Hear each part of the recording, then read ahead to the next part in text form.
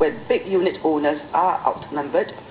it is natural that the line of least resistance would be exploited by the sale committee, agent, and small unit owners, even though it defies equity and transparency. Hence, with 80% or more of the owners pre-agreeing to an apportionment method set without professional basis and locked into the collective sale agreement, no valuer would commit professional suicide to say, upon close of tender, that the apportionment method in the CSA was improper, all the more so when the valuer knows that the agent and lawyer would have spent time and money for potentially up to 18 to 20 months of marketing the estate, marshalling consent, drafting legal documents, witnessing CSA signatures, attending EOGMs, etc. And if the sale should fail because of the valuer's dispute with the apportionment method, the valuer knows that no fees would be paid to the agent and lawyer. By close of tender, the potential developer buyers would also have spent time and effort to evaluate the project before bidding. Compounding all of the above is the business reality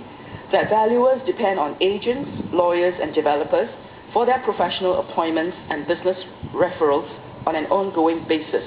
whereas the valuer acts for the en bloc estate only once. Would the present bill's framework serve to preload the dice against homeowners? En bloc sales also have harsh social impacts on the elderly in our society. I'm also referring to the same NUS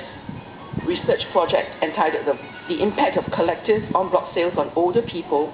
and Community Building, undertaken by Associate Professor Alice Christopherson and former NMP Associate Professor Kalyani Mehta, that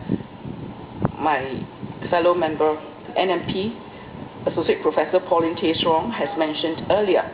that older persons who had lived in the estate for about 20 years or more were often negatively affected by the whole process of collective sales, and I shall not repeat again all that she has mentioned earlier. In view of the various and numerous contentious issues that have arisen out of this phenomena, it would be good to have more information made available to homeowners who require clarification about the collective sale process, as they are likely to be facing en bloc for the first time in their lives at an advanced age, and most are at a loss as to what to do next. This can reduce misconceptions and provide homeowners with a basic understanding of collective sale and their rights. In the light of all this, it is imperative that en bloc sales should be handled with utmost care and resolute government intervention to protect homeowners, and where education should be the desired approach, instead of leaving it purely to free market forces. There are dissenting views that the bill, by mandating that the will of the requisite majority would prevail over the will of the minority, even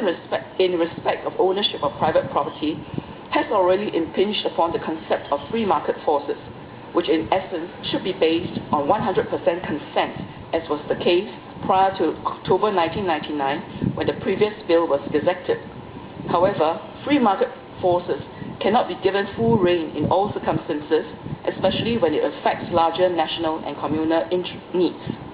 It is believed that once this can is opened, it may unleash different worms with a new set of forces that justify recalibration to counterbalance them.